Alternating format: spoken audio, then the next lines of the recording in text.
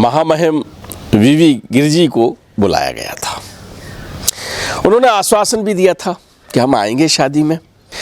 तारीख 13 जून 1973 तय ये हुआ कि राष्ट्रपति महोदय वहाँ नहीं आ पाए हैं इस विवाह समारोह में, तो उन्होंने कहा कि मैं नीव करोली आश्रम वृंदावन से हूँ।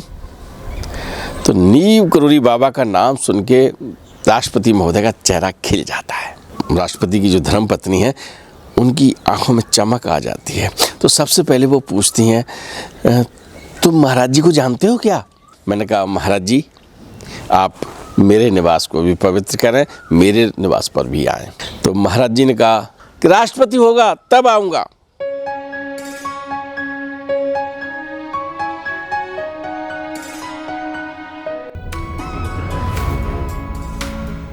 मित्रों नमस्कार, आप देख रहे हैं धर्मदृष्टि पत्रिका का यूट्यूब चैनल दस्तक मीडिया। मैं विनोद शुक्ल आपको सुनाता हूं बाबा नीव करोली की अद्भुत गाथाएं। अद्भुत गाथाओं की श्रृंखला में आजकल आप आनंद ले रहे हैं वृंदावन सीरीज का। वृंदावन सीरीज में हम आपको मिलवा रहे हैं महाराज जी के अनन्य भक्त पूज्य बनवारी लाल पाठक के सुपुत्र डॉक्टर गोविंद पाठक से। गोविंद पाठक जी ने बड़े प्रसंग बताए और हम उन्हीं के यहाँ बैठे हैं, उसी स्थल में बैठे हैं जहाँ आप मन से करिएगा ना, आप भी पहुँचिए वहीं। और मैं आपको बता दूं, बिहारी जी जो वृंदावन के स्वामी हैं, बस चंद कदमों की दूरी पर हैं। और उससे पहले जहाँ हम बातचीत कर रहे हैं, यहाँ महाराज जी अनगिनत बार आए हैं। एक दास्तान बताते हैं डॉक्टर गोविंद पाठक जी कि वृंदावन से हम गए दिल्ली। पिताजी के मित्र के पुत्र की शादी है और भाई हमारी तो उम्र बालकपन में है। और आपको एक चित्र और दिखा दें, महाराज जी के साथ ये खड़े हुए हैं, है ना, कई चित्र बैठे हैं ये, तो इसी उम्र में रहे हैं ये। और ये पिताजी के साथ बड़ा जज्बा होता है जब कहीं शादी हो, ब्याह हो, निमंत्रण हो, तो बच्चे चाहते हैं कि हमको हमारे बड़े बुजुर्ग ले जाएं। और गोविंद पाठक की आदत थी कि पिताजी जहां चले वहां से अपनी सेटिंग की और पिताजी के साथ चलती है। दिल्ली में जिस शादी में आप शामिल हुए, उस शादी में तत्कालीन यानी तब के राष्ट्रपति महामहिम वीवी गिरिजी को बुलाया गया था। उन्होंने आश्वासन भी दिया था कि हम आएंगे शादी में।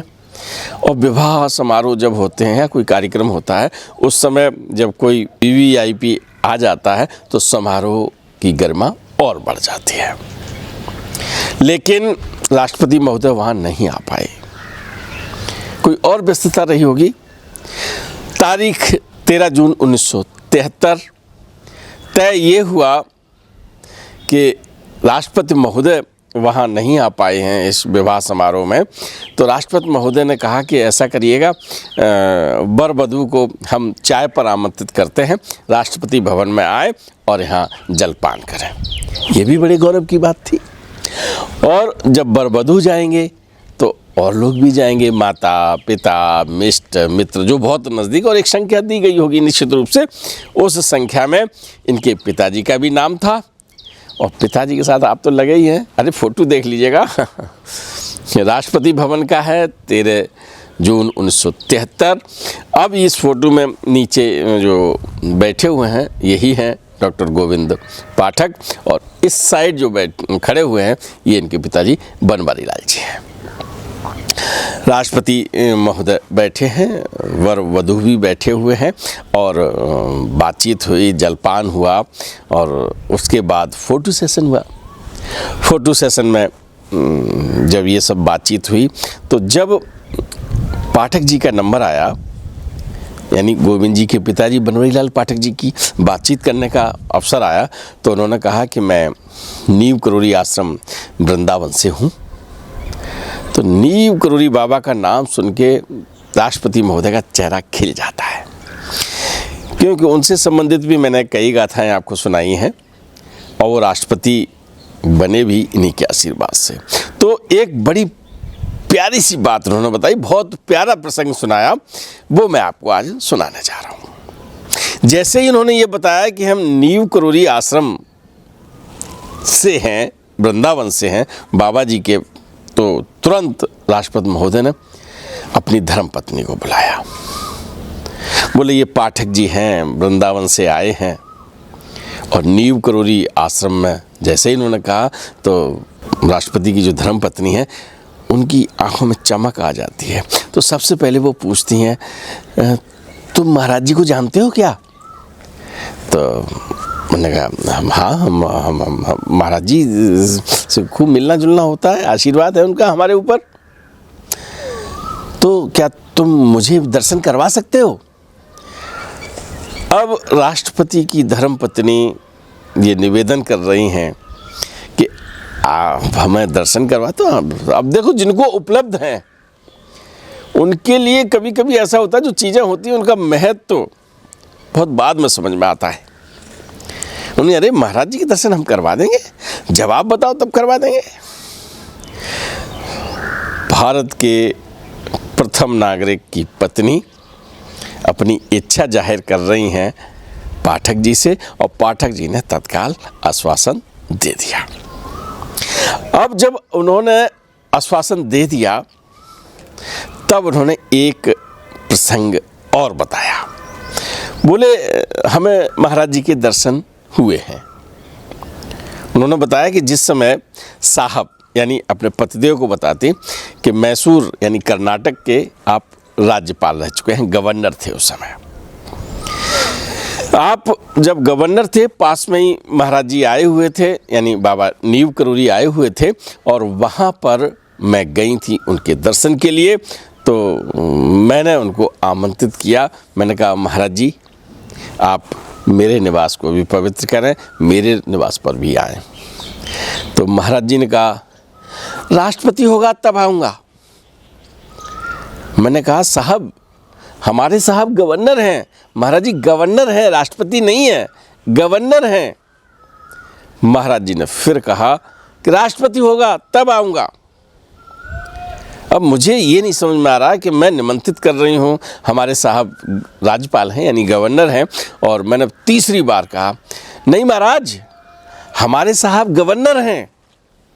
महाराज जी ने फिर कहा राष्ट्रपति होगा तो आऊँगा। अब मैं चुप हो गई, मुझे लगा कि मैं समझा नहीं पा रही हूँ।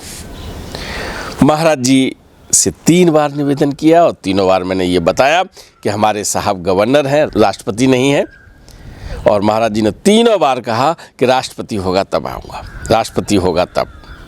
और फिर चुप हो गई। समय बढ़ता चला गया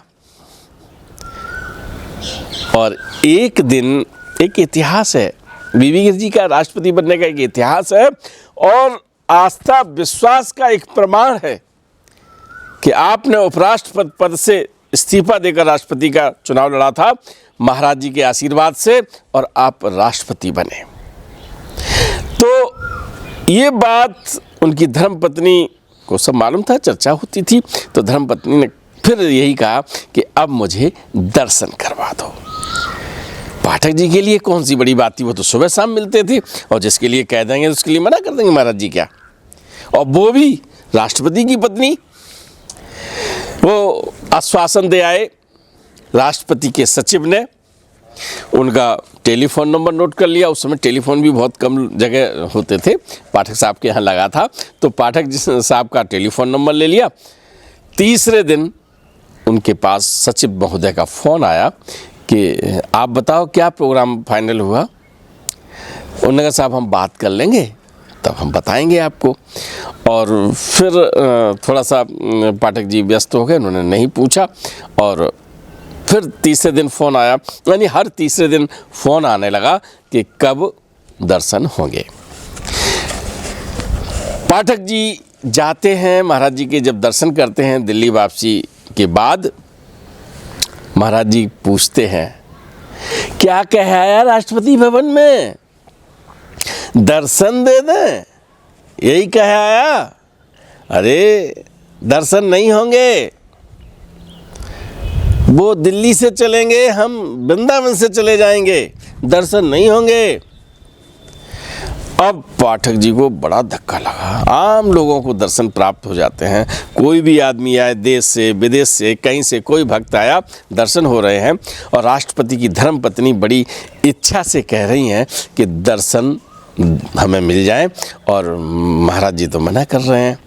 अच्छा, तेरे पास जब यहाँ राष्ट्रपति आएगा ना, तो तेरे पास IAS आएंगे, है ना, सेक्रेटरी आएगा, सब पूछेंगे पाठक जी कैसे होगा, फिर तेरा तो है ना। महाराज जी के सामने पाठक जी अपने को संयत करके बोलते, नहीं महाराज जी अब जो बोले, नहीं चल देख, वो राष्ट्रपति है, देश का काम करे, हम साधु महात्मा हैं, हम अपना काम करें, अपने अपने काम में मस्त रहो। और इस तरह से इस बात को टाल देते हैं। और ये अगस्त 1973 की बात है। दर्शन उनकी पत्नी को भी दिए थे। बीवी गिर के ने कई बार कई आश्रमों में दर्शन किए हैं उनके। लेकिन ये समय का पहिया लगातार जारी है और अगस्त 1973 की बात है। और आपको पता है कि हमको या उस समय किसी को पता नहीं था कि अगले माह महाराज जी मानव देह लीला का समापन करेंगे और यहीं करेंगे, और तब तक कोई ऐसा प्रोग्राम हो ही नहीं पाएगा, है ना। इसीलिए उन्होंने कह दिया कि दर्शन नहीं होंगे। अगस्त की ये घटना वृंदावन आश्रम की है और 11 सितंबर 1973 को महाराज जी ने मानव देह लीला का समापन कर लिया था। और अंतोगत्वा पाठक जी का आश्वासन ही रह गया, दर्शन नहीं हो पाए थे। तो ये भी सच है, करोड़ों आदमी ने, करोड़ों भक्तों ने महाराज जी के दर्शन किए होंगे मानव देह लीला में। मैंने वृंदावन सीरीज़ में ही देवराहा बाबा के शिष्य, जिन्होंने बरसों बरस देवराहा बाबा की सेवा की है, उनकी समाधि के भी साक्षी रहे हैं, उन्होंने भी बाबा नीम करोड़ी के दर्शन किए हैं, उनसे हमने बातचीत की है। उनकी बातचीत भी आपको देवराहा बाबा के शिष्य बड़े सरकार की बातचीत आपको इसी वृंदावन सीरीज में सुनने को मिलेगी। आज लेते हैं विदा। डॉक्टर गोविंद पाठक से बात जारी रहेगी, यानी उनके प्रसंग हम आपको सुनाते रहेंगे। अगले प्रसंग के साथ फिर मिलते हैं। राम राम।